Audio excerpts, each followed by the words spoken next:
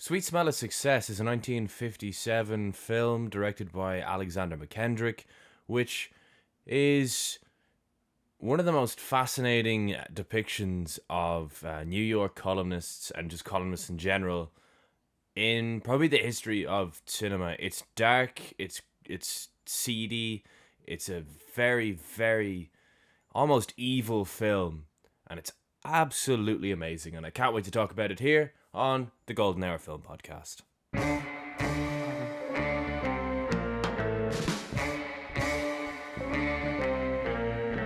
Hello, everybody, and welcome back to the Golden Hour Film Podcast. We are back for another film club edition. This is sort of our transitional arc between the 40s Hitchcock arc and what we have planned in October. And when I say our, I am referring to both myself and my co-host, not guest host, Shane Mulvaney. How you doing, Harry? I'm tired. Same as myself, yeah. Just behind the scenes kind of info. We've been away in London, the two of us, with a couple of other friends, over the weekend, and yeah, we're literally only back in the door. We were seeing all in. We were seeing all in, and yeah, like we've literally only been in the door 20 minutes. Yeah. Harry had to watch the film on the plane ride home, so Yep. that's how fresh it's in his mind, whereas I actually saw it about 2.5 weeks ago, so a little bit of a difference there. Yeah, the only thing is I forgot to bring my notebook with me, so my notes weren't what I wanted them to be, but I still feel like, I've literally just watched this film, so I could certainly cover it in some capacity. Shane, before we get into a spoiler-free review, if everybody who is watching this wants to support us in any way, one thing you can do, which would be a huge help, is to like the video. And if you want to go one step further, if you could comment your thoughts on the video, that would be amazing. Whether it's your opinion on the film, or if you haven't seen the film yet, and you just want to talk about the podcast, or if you have just a general question for us, we'll happily answer it in the comments below. But yes, likes, very much appreciated on YouTube. Comments as well. If you're listening to us on Spotify or Amazon or whatever, we really appreciate it, and a positive review there would also go a long way. But Shane, why don't you hit us with a spoiler-free review of the film? What did you think of it? Yeah, I really liked that. I loved how the kind of, if it's basically a noir. Like I think in my letterbox review I said it's a noir without actually being a noir, but really just because it's not like kind of following investigation. Like it has all the elements of a noir, from the kind of the tone, the music, the lighting, the shots that you kind of see in it, the kind of seedy underbelly of the city. Obviously seedy characters. Like, I mean, JJ Hunsecker, played by Burt Lancaster, is literally, he's not a gangster, but he literally goes about his business like a gangster would. Someone even calls him a gangster at someone one point. Someone literally calls him a gangster, and it's no word of a lie.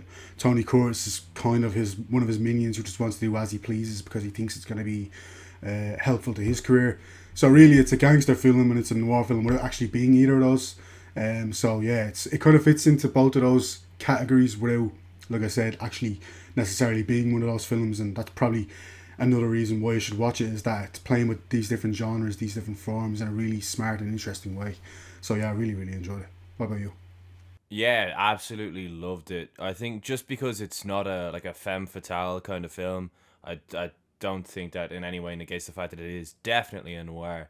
And it is such a well-written noir as well. The screenplay is off the fucking charts here. There is so many quotables. There's so much good dialogue. It's written so well. And as well, I love how, with a film like this, that Mackendrick, well, it's an adaptation of a novel, or a novella, should I say, of the same name. But Mackendrick, like what he did with the Ladykillers, we're following the villain, pretty much, in this film. We are not following the protagonist at all. We are watching the villain basically throughout the film. Not necessarily the worst villain, but certainly the villain of the film. And it's a fascinating choice. It makes his filmography stand out amongst the rest. That, like, now I've only seen 2 of his films, but he hasn't got many films anyway. And these are by long margin his 2 biggest films, this and the Ladykillers. It's just really interesting that both of them are following the villains of the piece and not the hero, I suppose. There is heroes in this. There's definitely one clear hero, and that's good old Steve Dallas, but we'll talk about him in a minute. But yeah, no, I thoroughly enjoyed this. Would definitely recommend it. It is basically a noir set in the tabloid industry. It's fantastic. Absolutely loved it. Yeah, and it's another example of kind of the power of the media. Um, Apparently, the character of JJ Hunsecker is based on a kind of a famous New York columnist who had a lot of power and influence in the industry at the time called Walter Windell. So, sorry, Walter Winchell, I beg your pardon. So, yeah, he's not the most flattering depiction for Mr. Winchell there, but yeah, I think it's the film's obviously grappling with this fact that people like this had a lot of power and influence, like I said, in cities and in industries at the time. So yeah. Yeah, and it's Mackendrick's first film. I think it's his first American film, but it's his first film with Hector Lancaster. After the success of the Ladykillers, and then the selling of Ealing Studios, who he made that with, he was pretty much jobless. So he kind of, I think he was somewhat resentful to the idea of becoming a Hollywood director, because he ended up just becoming a lecturer, like less than 10 years after this. Like he quit directing very quick into his career, but he turned down David O. Selznick. He turned down Cary Grant even, and went with these guys. And his first film that he was trying to make fell through completely. So this is what he ended up making. And yeah, it was not an easy shoot by all accounts. Some reports say that he was literally filming certain scenes 2 to 3 hours after the rewrites had been finished. So yeah, he was very much kept on his toes the whole way through filming this, and somehow he managed to come up with an absolute masterpiece. Absolutely fantastic film. Love this film. Fantastic film. Yeah, Martin Scorsese it's considered apparently to be one of the greatest American films ever made, and you could see certain probably bits in the film, certain influences that he would have taken, obviously in his depiction of, like I say, JJ Hunsecker almost as this like gangster like figure, and how many gangster films has Marty made? Like loads and loads. Yeah, in New York as well. I knew, yeah, exactly how he shoots New York, how New York kind of looks, how he kind of directs his actors to perform as well. This kind of a naturalistic kind of performances, while also kind of being quite probably bravado. Maybe a lot of the characters have elements of bravado in them. So yeah, I think if it influenced Marty in any way, then it's another reason why the film is so great, in my opinion. And yeah, I reckon we just get into the narrative. I think we might try and keep this a little more concise, as a almost like a practice run for next week's film, which we'll announce at the end of this episode, which is a mammoth of a film. And if we were to cover it the way that we normally cover films, the podcast episode would legitimately be like 3 hours long. So I reckon this week we're gonna try and keep it like as concise and bullet pointy as possible, whilst also getting our points across. And then who knows, we might chat about what we've watched recently at the end of this film as well. At the end of this episode. So we meet good old Sydney Falco, who is played by Tony Curtis. Tony Curtis also was in a film with Burt Lancaster the year before called Trapeze, which is why the two were paired together here. And Falco is basically getting the runaround by his boss. He is a press agent, and basically he is the sleaziest of the sleazy. His job is to dig up the dirt on people and feed this information to the columnists. And yeah, JJ, played by Burt Lancaster, is the biggest columnist probably in America. He has his own TV show even. He's that big. And Falco is really getting the runaround by him. And the reason why is because allegedly at this point, Falco was tasked with breaking up the relationship of JJ's sister Susie with this jazz player called Steve Dallas, because JJ didn't approve of the relationship. And Falco, although he told JJ that he succeeded because he was pretty much led to believe that he succeeded, he failed. They are very much still together, so JJ is pretty much done with Falco. He's basically cast him aside. But Falco's not ready to give up on that just yet. Yeah, Falco sees JJ as kind of an opportunity to advance his own career in his own means, obviously, and so he basically essentially accepts the fact that he's Hunsecker's gopher for a lot of this film. He'll do whatever it takes, pretty much whatever it takes to achieve his means, And that's the first example we have of that. Yeah. Yeah, and Falco goes to this jazz club, of course, where he initially meets his uncle Frank, who Falco again alludes to the fact that it was actually Frank who told him that the relationship was done between Steve Dallas and JJ's sister Susie, and Frank, again, who is his uncle, basically alludes to the fact that Falco is literally the sleaziest of the sleazy, and if he wasn't a relative of his, he would basically just tell him to fuck right off. But he doesn't. And we also learn that his Uncle Frank is, in fact, the manager of Steve Dallas and his quintet, who are played by the Chico Hamilton Quintet, an actual jazz quintet. And we see them playing on stage, and it's a pretty cool shot, actually, where when Falco gets the tip that Susie is actually waiting outside for Steve, he whispers in Frank's ear, well, your information's out of date, mate, because she's actually in the back car park. And we then are on stage, and Steve, who's playing the guitar, basically takes a step backwards, and we can see just tiny in the background, we can see Frank's face just drop as he's looking at him. He's like, oh, man, what are you doing? Because basically, in order to be a successful quintet in the 50s, no girls. That's this manager's motto. He's actually... Besides that one thing, he seems like a pretty chill guy, does Frank, actually. Yeah, Frank seems like a guy who will stick up for kind of his clients, and yeah, he's not going to sell them out in probably a way that a lot of people would at the time, just for the kind of the fame and the fortune that comes along with that. So yeah, we see a few instances of Frank in the film where he puts the interests of his clients above kind of others anyway, at least. Maybe not his own, but certainly others. Yeah, and we get one of the first of many, many, many, many, many great lines where whenever Falco's telling him that he hasn't a clue what's actually happening, he says, "You're walking around blind, Frank, without a cane." Oh, sick burn. And then outside in the back car park, we see Steve meeting Susie, and she says that she's going to fill her brother in on how seriously she takes their relationship in the morning. Tomorrow morning, she's going to really let him know just how much she thinks of Steve. And Falco comes out and basically spoils the party. And Steve, again, gives us a bit more context on Falco's character. He questions his manhood and his integrity for how he does the dirt on people. And he's basically scum of the earth in the eyes of Steve Dallas. And Falco's like, right, well, I'm not taking this. And he goes back inside and he bumps into a cigarette girl, which is a job that doesn't exist anymore. And he gets a scoop off her. Basically, this big columnist in New York called Leo was cheating on his wife with her.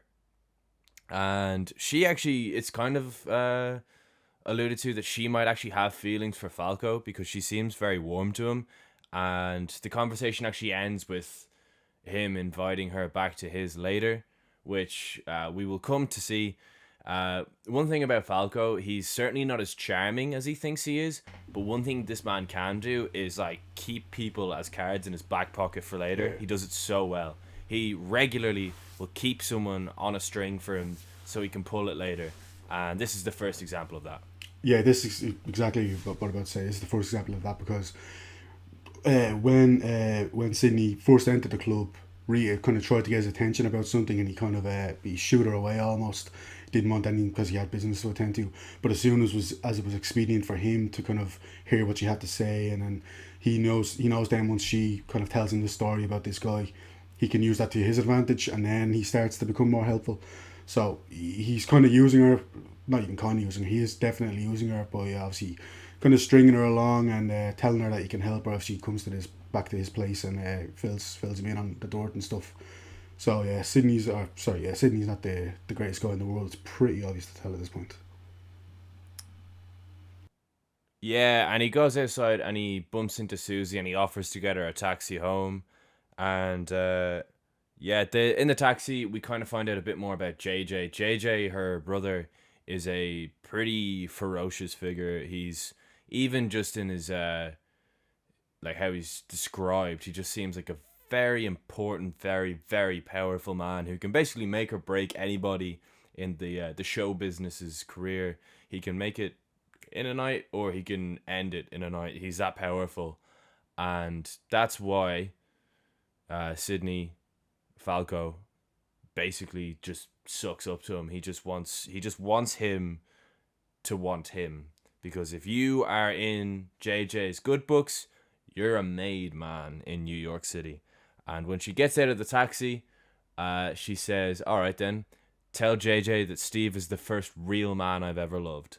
Oh, burn. Yeah, and then on his way over to see JJ, Sydney runs into a client of his named Jimmy, who basically isn't happy with his job performance, and he promptly fires Sydney on the spot because Sydney hasn't been doing what he kind of promised him he would do all this time. He's been ducking him all week apparently, and then Sydney kind of goes in and he calls JJ on the phone because he knows JJ is having a meeting inside with some other people, but JJ kind of just fobs him off. He doesn't want anything to do with him. But Sydney's pretty persistent, so he kind of crashes the dinner table. JJ says, "No, get this guy out." But Sydney manages to kind of finagle his way into the inner circle. But this is the first example we have of JJ's unbelievable influence, because he sat at the dinner table with a US senator. What appears to be a US senator's mistress, I want to say. So the way it's introduced is it's a U.S. senator, a woman who basically wants to become a star, and her agent. Yeah. But then JJ just verbally destroys all three of them at the table, and basically outs the senator for having a relationship with this woman, and neither of them can deny it. They're both like lost for words. Burt Lancaster's performance is absolutely fucking amazing. He chews the scenery up, and he literally just owns all three of these characters. It's such a great introduction to a character. He just annihilates them. Like a powerful US senator, a powerful agent in the business, and obviously then you have this young starlet who kind of wants to become something. Like he demands the room. I mean, he's getting phone calls even during this whole thing. Like Sydney wants to see him. He's getting phone calls non-stop. Clearly this guy is like so influential, so powerful, that everyone wants a piece of him. Everyone wants to kind of finagle their way into his good books, because if you're in his inner circle, you're, as you said, he's a made man, or you're a made woman even. So yeah, I mean, Burt Lancaster sells it so brilliantly, and he doesn't. It's such a controlled kind of performance. He doesn't have to raise his voice. He doesn't have to kind of puff his chest and act all alpha. He kind of just lays the facts down, and like kind of very matter of factly, and yeah, everyone he speaks to is kind of just, they're just kind of swept along by his influence and his power, as I said. Yeah, and at the end of that meeting, basically, he says to the senator, "If I were you, I would never be seen with a woman like this again." And he doesn't even talk to the woman or the agent. He's not even looking at them. He says to this senator, "Maybe you could be president," he says. Yeah, he says, "Maybe one day you could be president." And yeah. And the senator literally says, "Oh, thank you so much." He's so grateful. Sir. Yeah, literally so grateful. Yeah. He backs down immediately. He's like, "Actually, you're right." Like, clearly everyone hangs on every word he says, and yeah, they take what because he's so powerful. They understand that he has influence. He has means of kind of either making you or destroying you. So yeah, very, very compelling character. Yeah, and his glasses as well. I don't know if you know this, but they put Vaseline on the lenses of his glasses so that there's a glare on them, so he looks more intimidating. Cool. But JJ and Falco get up and they leave. Falco kind of managed to keep himself at the table because he said that there's a message from JJ's sister, and he then starts filling JJ in on the information, and JJ's like, "All right, just shut up, man. Like, you're worthless. You're scum. Get away from me." And Falco says, "What if I told you that Steve had proposed to her?" And oh dear, this is the first of many times when JJ frighteningly shows us how powerful in New York he is, because they go straight to two dirty cops. One of them called Harry, who Falco inadvertently calls fat. You can't. Can't trust him at all. And Falco inadvertently calls him fat, which he will not let go of for the rest of this film. And we just hear on the radio inside the car the second policeman is listening out for information, and he's literally giving JJ the information as it's coming through the radio, and he tells JJ that some famous star has just committed suicide, like literally just there and then. And JJ's like, well, that's your business. Thanks for the tip. And yeah, JJ literally he has these cops in his pocket.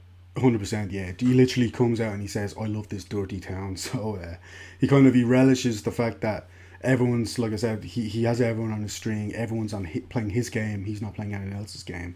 And then Sydney, like I said, he hints that he did something really bad for JJ a year ago, so that's why he's so persistent. Like, what was the point in even doing that? We don't really know what that is, but it's pretty obvious that Sydney has been one of JJ's golfers, because I'm sure he has many, but certainly one of JJ's golfers for quite a long time, and he's not willing to give that up and the power or the prospect of power and influence in the industry. Yeah, and your man Harry even says that JJ basically got him out of life for beating this guy to death.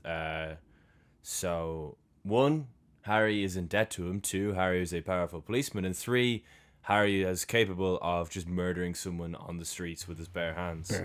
And yeah, Falco says to JJ, "Yeah, well, I have a plan. I can put a stop to this tonight if you want. Before you're in bed, I can have this engagement annulled. You just leave me to it." And JJ is like, "All right, go for it." So he goes to this club, and he meets up with Leo, the guy who we found out with earlier had an affair with that cigarette girl called Rita. And he goes up to Leo and he says, pretty much, "I'm going to tell your wife that you had an affair with a cigarette girl unless you post this in your column." And he hands him a piece of paper. I don't even think it was an affair. Was he tried to get with Rita? Well, Rita's version of events is that he tried to get with her and she kind of said no. Right. So I could be wrong about that. That's what I got from that. Now, obviously, Rita could be kind of telling porkies, but if we take her at face value, she turned him down, and obviously it's probably not the first woman he's tried to sleep with. So I think that's more what it was. Yeah, he just called it a lapse in judgment, I think. Yeah. But yeah, he says, I'm going to tell your wife about this if you don't post this in your paper. And they kind of go back and forth about it. And meanwhile, Leo's wife is sat at the table. It's quite tense for Leo because she's trying to pick horses based on names. And Falco goes, is there a horse there with the name Cigarette Girl by any chance? And Leo starts sweating, and she's like, no. And he was like, oh, well, let me try and think of a real name then. Kind of alluding to he's going to name and shame Rita, basically, in front of Leo's wife to see how that goes. And Leo basically just snaps and goes, I'm actually not going to let you blackmail me. And he stands up and he confesses, straight up confesses. Literally calls Sydney's bluff. Yeah, straight up just confesses to his wife. And he says, I can tell that you're doing this for JJ.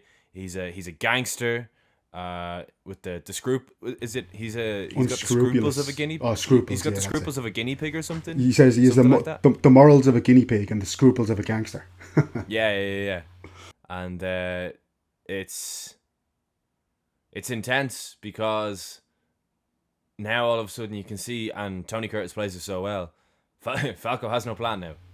Yeah, exactly. He's literally just told JJ that he has this engagement over with tonight. In fact, instantly the plan's fallen on its face. In fact, Leo's wife actually says it's the first clean thing she's seen him do in years, so she's clearly not too bothered by what he's just said. So yeah, Sydney's back to square one. So he he sees someone called Otis across. Well, Otis kind of beckons Sydney over, I think, and kind of Sydney then puts another plan into motion really quick. So Sydney tells Otis, look, he kind of figures out that Otis's kind of weakness is beautiful women. So he says, look, I can get you a date with a beautiful woman if you run the story for me. He's another competitor of Leo's and a competitor of JJ's. And it's really clever as well because he basically uses Leo's words and totally twists the situation on its head. Where he was going to Leo, blackmailing him on the behalf of JJ, he's now gone over to Otis and said, JJ's treating me absolutely awful. He's literally quoting what Leo said about JJ. He's like, he's a terrible man, and that man over there was a coward, and he wouldn't print it because he's scared of JJ. So he just literally twists the situation straight away. Yeah, he tries to make it out like he's actually screwing JJ, And that kind of perks Otis's interest because any chance to get one over on JJ, he's kind of going to take. So yeah, that's Otis eventually and reluctantly maybe, but eventually kind of caves in. He says, look, yeah, get me a date with this beautiful woman and I'll print the story for you. So then they go home, and obviously we had found out earlier that Rita had made plans with JJ to meet him at his apartment at about Falco, 2 you in the mean? morning. Oh, Sydney, sorry, yeah, Sydney Falco, yeah. So Falco, so they come home, and Rita kind of, she's just about to kiss Sydney because she thinks it's only him, but then Otis kind of steps in, and Otis thinks he recognises her, but he's not too sure. But Yeah. Sydney, at this point, is essentially trying to pimp Rita out to Otis. It's pretty unsavoury stuff. Clearly not a good dude at all. And Rita's disgusted, and rightly so, obviously, but Sydney tries to keep his plan on track, so he says, look, I'm going to throw you out if you don't go along with it. He starts emotionally blackmailing her by starting to say that, look, you have a kid in military school, you kind of need to provide for this guy. Clearly, this guy is just an absolute piece of shit, really. She calls him a snake, but eventually she kind of acquiesces and she caves in because she doesn't really have any other choice. So Sydney they go back out, and Sydney kind of says to Otis, look, I'll leave you two alone. And then we kind of find out that Rhea does kind of know Otis from some place in the past. Palm Springs, yeah. So clearly they've obviously maybe they've been together before in the past, maybe shared a night together or whatever. So yeah. And then JJ gets a call from Sydney, and in coded language, so he's not telling about straight. He tells JJ, look, the plan's on track.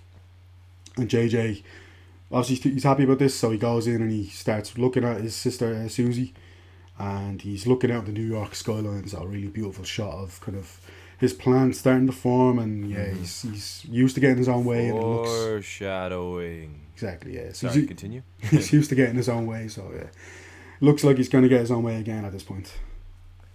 And yeah, the next morning, everybody wakes up and Falco buys the paper, and yep, he's done it. Otis has printed it. The smear article on Steve Dallas, and it's basically that he smokes a lot of weed. This goddamn jazz player smokes a lot of weed. Let's cancel him for it. And he hangs around with the wrong people as well, apparently. So Falco goes up to JJ's assistant's office, and he plays dumb to the whole thing. He plays dumb to a lot of things throughout the film, and he tries to smooth talk her. But again, I do like that, although he's clearly a cunning man and good at being a sleazy bastard, his smooth talking rarely works. He basically tries to smooth talk the assistant, and she's having none of it. She doesn't want to go out for dinner or anything with him, but she will let him have a little glance at that day's evening columns because, well, we'll find out very soon that that's very beneficial to him. But yeah, we also find out that Frank is looking for Falco. He actually went as far as to call JJ's assistant to ask if Falco was in work. So we'll be dealing with Frank later. Yeah, and then Sydney goes and kind of meets a guy called Temple, who's a musician that is getting a bit of a name for himself, even though he's probably middle-aged, kind of a middle-aged dude, but he's getting a bit of a name for himself. And it's pretty clever the way he kind of goes about getting this guy Temple's business is, he says he's going to get JJ to add Temple's name to his column, which at the time, that's what everyone wanted. The influence of these big guys, like if you can get your name in one of these columns, all of a sudden your exposure is way multiplied. So there's another guy who kind of works with this guy called Temple, who thinks Sydney's a bit of a wrong one, but Sydney pretends to call JJ on the phone, and obviously they can't hear the other end of the phone call. It just turns out he's calling his own secretary, but he's pretending it's JJ's calling. And this actually works on Temple, funny enough, who then says, yeah, look, I want you to represent me. So clearly Sydney, he's happy to do some underhanded things to kind of make his way in life. Yeah, because just before this, he saw that there was already a glowing review of Temple in that evening's edition. So, yeah, it was perfect for him. He could just swoop in, take the credit, swoop back out again, as he does. And yeah, and then Sydney goes back to his office, and turns out that Steve Dallas and Frank are waiting in his office and basically confront him and say, look, we know you planted the story. You're a shitty dude. And Sydney says, look, it wasn't me. He passionately denies it. Piece of shit. So Steve calls Susie and then tells her about the smear says it's not true. Yeah. Yeah, he says, Dallas, your mouth is as big as a basket and twice as empty. There's some Great cracking one. line. Yeah, some Great cracking line. one liners, cracking one. So then before leaving, Frank says, "Look, I know it was you. I know it was you." Sydney at this point, obviously, he's finding it hard to defend himself because he knows that they know it's true, but there's not really much Yeah. he can say. It's just, And yeah, Steve's also been sacked from that guy at Van Cleef's yeah, club from earlier. He's lost his job. So Falco basically says, right, well, guys, you're kind of in the wrong place because you should probably go to Van Cleef and try and beg for your jobs back. Oh, God. Falco, you evil man. yeah. And Sydney Falco starts berating Sally then because he's like, "Look, you're clearly just being naive here. I mean, JJ gets his own way all the time. Why would you expect this time to be any different?" So, but this is another example of Susie's she's very timid and she's very. You can tell that JJ basically runs every aspect of her life, and yeah, if JJ doesn't want something to happen, like I said, he's very used to having his own way in business, and he's also used to very used to having his own way in his sister's life as well. So she's clearly kind of afraid of him, and she's clearly kind of tired of the fact that he keeps interjecting and keeps kind of including himself, involving himself in her life. Yeah, because Falco does ring JJ then to inform him that the lads have come over and basically accused him, and JJ kind of panics. He's like, well, how have they traced it straight to you? Because if they trace it straight to you, they'll trace it straight to me. And straight away, Falco, again, he's quite clever. He's like, well, actually, no, you should try and get his job back because then he owes you something. So he has a plan, and it's kind of in full motion. And whilst they were in the office as well, Steve actually picked up Sydney's phone and rang Susie to tell her to read the paper because there was a smear article about him. And we then see Susie walking through her house with the newspaper in her hand, and she kind of blanks JJ, and JJ's pissed at this. He calls her over after hanging up on Falco, and he's like, well, how are you after, the news? And she says, what news? And he's like, well, that's different because time ago, if you ever had a big problem, I know you come straight to me. And the fact that you're holding a newspaper means you know exactly what I'm talking about. So why did you not come straight to me? And he basically emotionally manipulates her into thinking that he actually may have nothing to do with it, because she actually then begs him to get Steve's job back. So in the background, Falco is actually pulling the strings, and he's successfully doing it up until this point. Yeah, JJ's pretty disgusted about the fact that he's kind of told Susie's going to get Steve's job back. So Sydney tells him, look, just be patient. The plan's going to come together. And then Steve notices Sydney leaving JJ's office. So obviously he's not happy about this because he knows they're colluding. He has no way of proving it, but he knows they're colluding. So Steve then meets JJ with Sydney, Susie and Frank also there. And they kind of size each other up. They're pretending to act nice towards each other.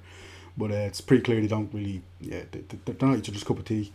And Sydney then tells JJ that, look, Steve implied that the two of us are after conspiring to get him fired. What are you going to do about this? And JJ then, that's when he starts to flip, and he starts to, he's denying the whole thing, and he's starting to really kind of use the power and influence. You can really see him then, the wheels starting to kind of turn when it comes to this kind of his influence. He's really starting to flex the influence and the power that he has. And Steve obviously is just, and Frank as well, they're kind of just, obviously, they don't have any kind of answer to this because they know what's happened, but they can't prove anything.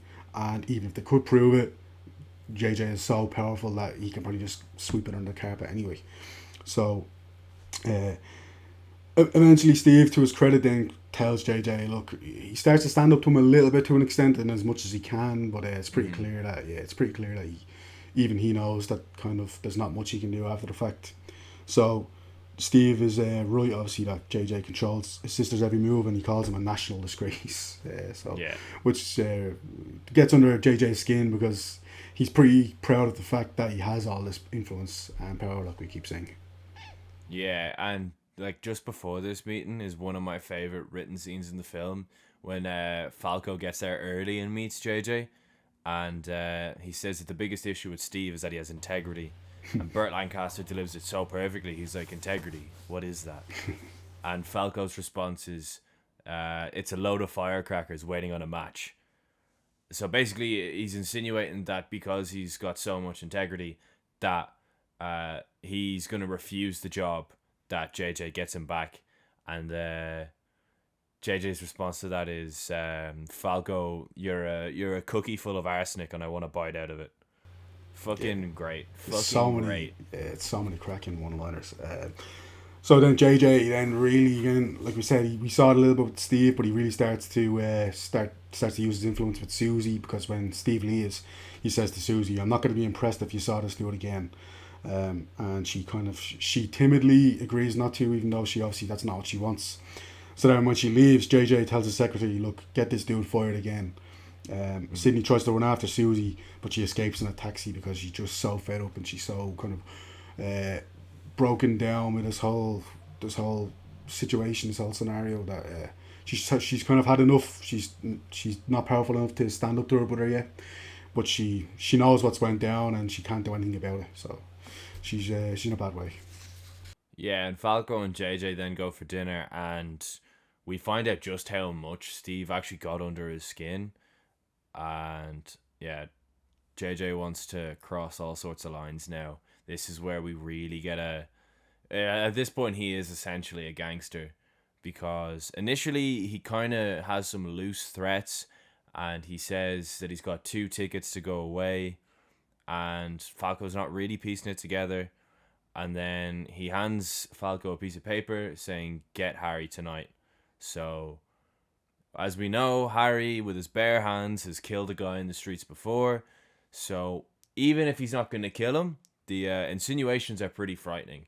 And Falco gets up and he takes the moral high ground, and he's like, "No, if this is the crossroads, this is where I'm getting off. I'm not going this far. Absolutely not." And JJ was like, "Well," he basically insinuates that JJ's now only reacting like this because he personally attacked him, and he's like, "No, he didn't attack me. He attacked my viewers." Which, like, he almost has this false sense of he is in the right, which is insane. Like, that what he's doing is for the greater good. And he then basically just hook, line, and sinks Falco by saying, "Listen, mate, those 2 tickets are for me and Susie. We're going to take a break, and who do you think is going to take control of the column whilst I'm on my break?" And money bags just flash in Falco's eyes, and he sits right back down and he agrees. Yeah, initially Falco actually makes a really good point when he says this is going to drive them back right into each other's arms if you get Harry to kind of do this thing. But then, yeah, his principles go out the door immediately once he gets seduced by this. But by obviously the promise and the prospect of running this column that he's obviously dreamt about, and it's really going to kind of advance his career to an extent that he hasn't really had before. So, yeah, no moral backbone whatsoever does Falco have.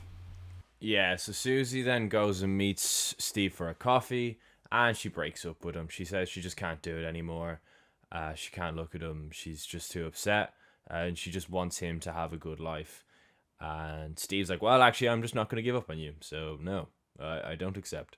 When they're leaving, he gives her a big kiss, and he goes off. And he even asks Frank whenever they go off, "Is she still standing there?" And he's like, "Yeah, she's still standing there." So deep down, Steve knows she has no intention of actually running away from him. That's like a really well directed scene there.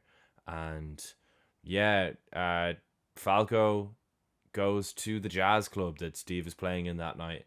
And we basically overhear a conversation between Frank and the owner of this club, because it's certainly not Van Cleef's club anymore, that Steve isn't feeling great, and he just wants to head home early tonight. So Falco heads out, not before Frank stops him and basically calls him a piece of shit, and also says that he succeeded in breaking them up. Falco goes outside and he tells Harry that he's looking to leave early, and Harry basically just berates him. He is still hanging on to that fat comment from earlier. And he's like, you're so great. Thank you so much for your tip. Thank you for doing that. We wouldn't have been able to do it without you. You fucking piece of shit. And basically, he also insinuates that Falco is too chicken to basically stick around for what he has set up. He's like, "Well, you've done all this. I know you're going to go and run away." And Falco's pretty much like, "Yeah, actually, fuck you, you fat prick. I'm off." And he goes to the staircase up to this bridge, and we see Steve coming out of the jazz club, and there's another great shot where Falco walks up the bridge, and we just see him seeing Harry watch Steve come out of the club. It's all in this one really wide frame. It's great. And yeah, it's not great, is it? Harry and the other guy trail Steve, and then they do a thing where Harry gets out of the car behind Steve, and then the car moves on and the other guy gets out on the other side, and a really great shot as the music swells. The music in this film is fucking great, by Brilliant, brilliant jazz kind of score, yeah. Brilliant score. And basically we just get this one really quick zoom in on Steve's face, and then the guy inside, I think his name is Chico, actually, is playing the drums. We just get him smashing the cymbals, and you can put two and two together. Steve's not having a great night. Yeah, Steve, like I said, finishes the set, and then Sydney's drunk at the bar because he knows what's just after going down. And he's not too pleased about it, obviously, but there's a phone call from at the bar, and it's JJ who tells Sydney to come to his house. So he puts everything down immediately, drops everything, and the gopher that he goes straight to JJ. He's at his constant beck and call. So he arrives at JJ's. When he walks in, he's looking around, and JJ isn't there. But he sees Susie on the balcony, so it's pretty obvious that Susie was the one who told Falco to come. She's kind of manufactured the Falco coming here, so she tells Sydney that she wasn't allowed to see Steve in hospital. She's obviously found out that Steve has been pretty messed up badly by Harry and Harry's colleague. So she says to Sydney, look, why does he do it? Like, I already broke up with him. He didn't need to go that far.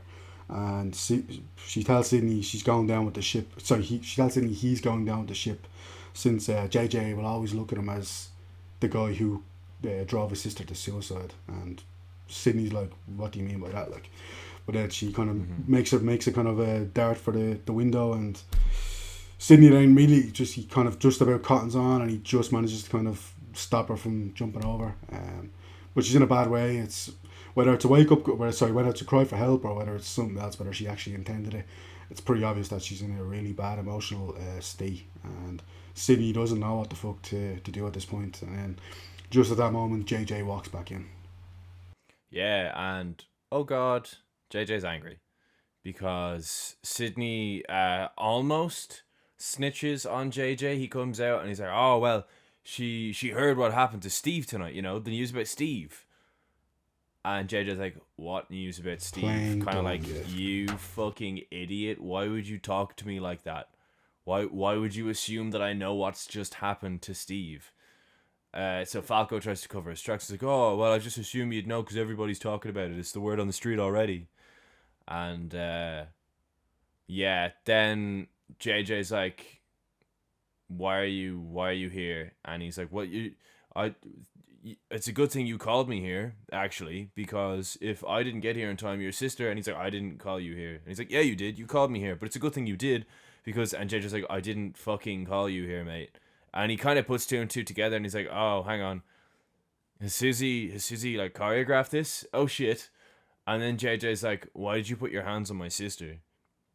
And now Falco's scrambling, and JJ just starts wailing on him, and he's like... How dare you lie and accuse my sister of trying to commit suicide? How dare you try and incriminate me in this thing that you've done? This is definitely you. This is all your fault. And straight away, Falco just goes and rats JJ out in front of his sister. Yeah. It's not great from Falco. He clearly doesn't know moral backbone, but look, better late than never, I suppose. But JJ had actually called Harry, and he says to Harry, look, it was Sydney who planted the marijuana on Steve, so he's the guy you're looking for, arrest him. So clearly he's still trying to use his influence to kind of clean up the mess that Sydney's created. Sydney kind of understands what's happening, and he tries to escape then because he knows that Harry's going to be on his tail. So then Susie's alone with JJ, and she tells him, he says, look, I'm going to have to bring you to a psychoanalyst since you tried to kill yourself. She says, no, look, I'm leaving to be with JJ. I know what you've done, and I'm leaving to be with JJ. Steve. Sorry, with Steve, yes. That'd be a bit weird. It's not the House of Yeah. Dragons. Yeah, sorry. Strange twist. Bit strange. I'm going to be with Steve. So look, I know what you've done, and I've had it up to here, and I'm not taking it anymore. I'm going to go be with Steve. So yeah, like I said, he's threatening her with a psychoanalyst, saying he's going to have her committed. Yeah. But she's pretty. She says she'd rather be dead than live with him. Yeah, and that's when the penny drops for JJ that Yeah. he can't control her any longer, and Yeah. so he understands what kind of that she's had enough. So he kind of he has to let her leave. He knows that the alternative is tragedy, really. Yeah, and we see Falco go out to the street, and Harry and that guy pull the same move they did on Steve, and they just beat the absolute fuck out of him off camera. And whilst we basically hear this happening, we see Susie marching out of the apartment block, and we see JJ standing atop his ivory tower at the balcony. And what does he do from that balcony? I don't know, the end. Ambiguous ending. Is he going to throw himself off? I don't know. Maybe. Yeah, I think it's definitely the start of. I think it's perfectly ambiguous. Yeah, it's ambiguous, like in the sense that we don't know what's going on, but clearly it's the start of JJ feeling that his empire is starting to crumble from underneath him because his influence, certainly with his sister, is obviously it's no longer there.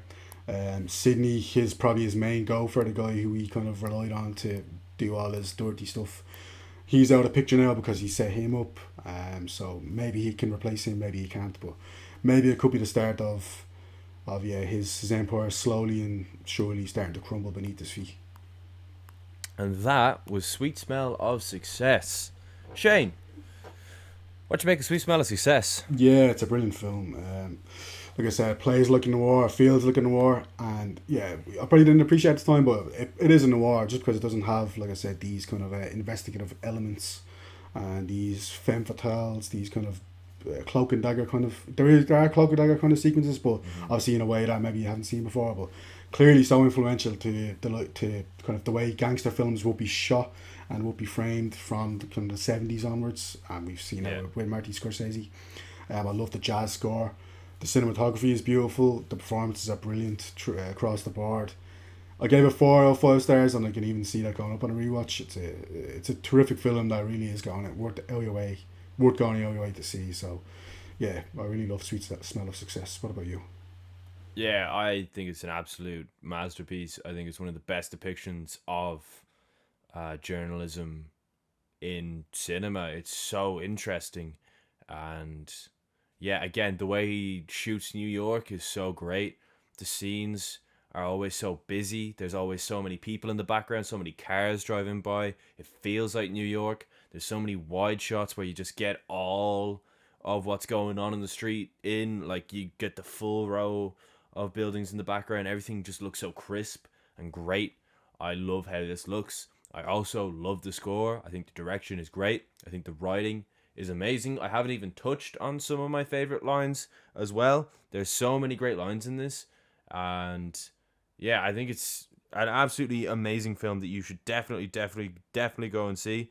As well, it features probably the best way in which a film does the naming of the film, because he doesn't actually say Sweet Smell of Success when Falco is basically at his highest after getting finally in JJ's good books. He says, he stands up on the bar and he does a toast and he says, "Let's raise a toast to my new perfume, success." Oh, fucking great. And yeah, I just love it. I think this film is borderline perfect. I didn't give it 5 stars. I gave it 4.5. Could so see it being a 5-star film on a rewatch. This is one of them films. It's probably going to be in a specific list. I might even make it a list one day of like old films that I really want to see in the cinema. I think this would look fucking great in the cinema, and especially on like, I don't know, some sort of like whatever millimeter it was shot on. I think it would just look on a projector. It would hit the spot perfectly. Yeah. And it's only like an hour and a half long, so it's really, like I said, it's worth going your way to see because it's not going to take up much of your time, really. It definitely, it's about 95 minutes, it's less than 100 minutes, which Yeah. it's definitely one of the best films under 100 minutes that you're going to see. So yeah, go out of your way to see it if you can. Unlike episode 20.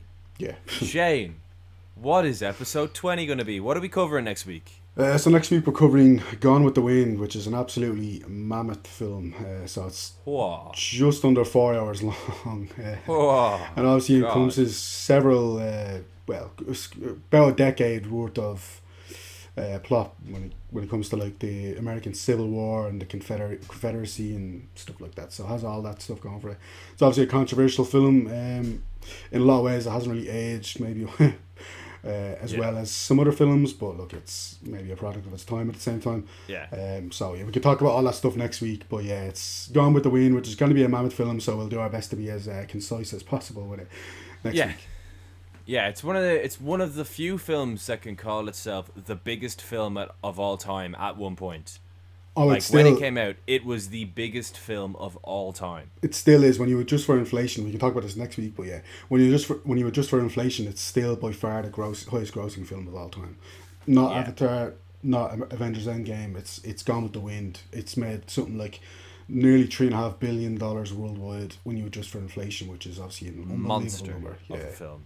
Which, especially since the 4-hour film, is even more impressive.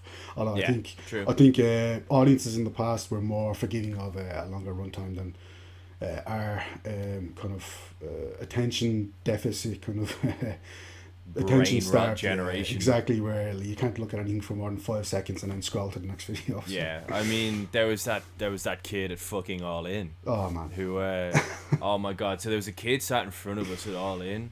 Who had we had a great view, and obviously as did the kid in the row in front of us, and whilst watching the matches, he was scrolling Subway Surfers, like legitimately. It was like watching a TikTok happen in real life. And when I say scrolling Subway Surfers, he wasn't playing it; he was watching Subway Surfers gameplay. Like it was insane. Brain rot is real, and Gone with the Wind is going to be a challenge. But you've already seen it before we've recorded it. I haven't. I have set aside my Friday to see it. So yeah, I have no idea what to suspect, because I know people who think it's incredible and I know people who think it's absolute dog shit. So I am so fascinated to see Gone with the Wind. I have no idea what to expect. Yeah, it's a very polarizing film. I am in one of those camps that you just mentioned, but find out next week which camp I'm in there. So yeah. Yeah, I think it's very polarizing in that you are going to be one or the other, and there's very little in between. So, yeah, very polarizing. Yeah, and yeah, do you know what, Shane? We've actually kept this relatively concise. I feel we're running pretty good on time. Shane, before we go, have you watched anything good recently?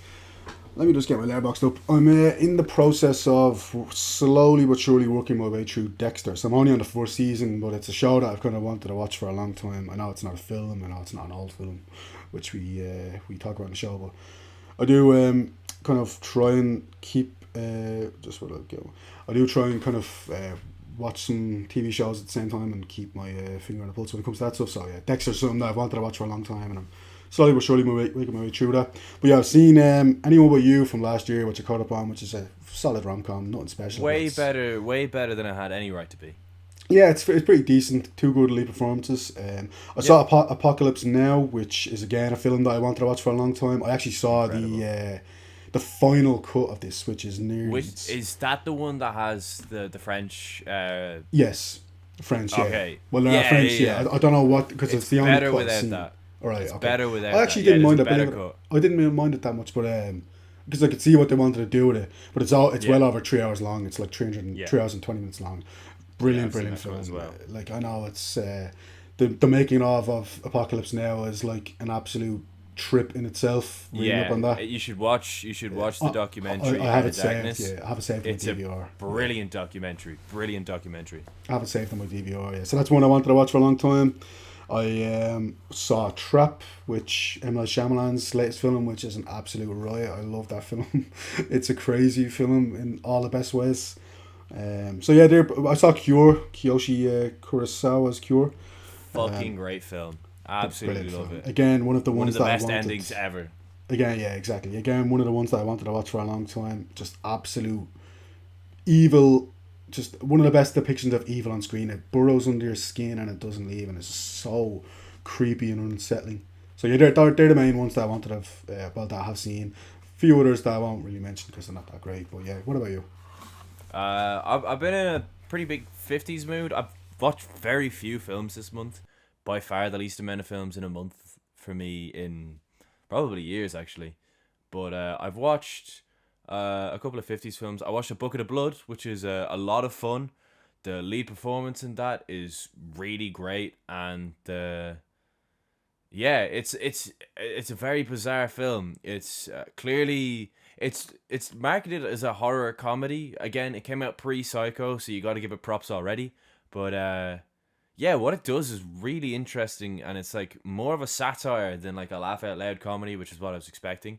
I saw Cairo Station, which is a incredible film, really underrated film. Feels really Hitchcockian actually. It's from Egypt, and it's basically about a train station in Cairo and how the working class people are mistreated, and one particular working class guy gets even more mistreated than the rest because he has certain disabilities, and pretty much one day, oh boy, does he snap.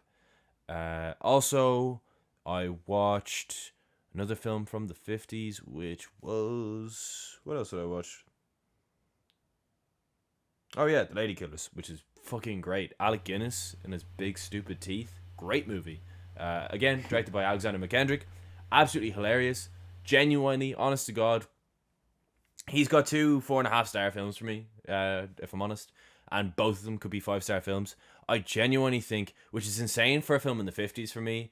I don't know how you people feel, but like, comedy doesn't really hold up in the same way that other genres do. This is like legitimately maybe the best paced comedy film in history. The way it starts off so slow and how insane it is by the end. And it's like literally just a perfect build. Like it's like a perfect graph. It's insane. I absolutely love that film. And oh god, what's her name? She wasn't in. She was.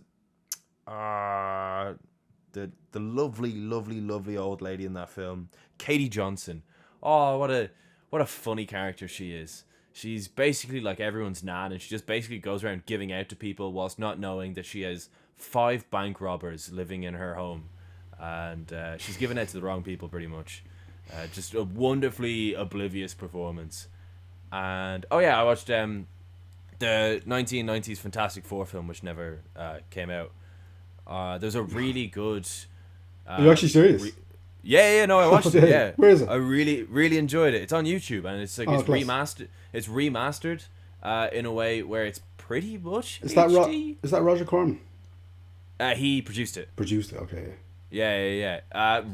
Again, it is really not a good film technically, but I would actually, if anyone likes like superhero films or whatever, it's so worth the watch because you can tell, even though none of them are particularly good actors or anything, and the writing is absolutely atrocious, you can tell how much they all cared, and that alone kind of makes it worth a watch.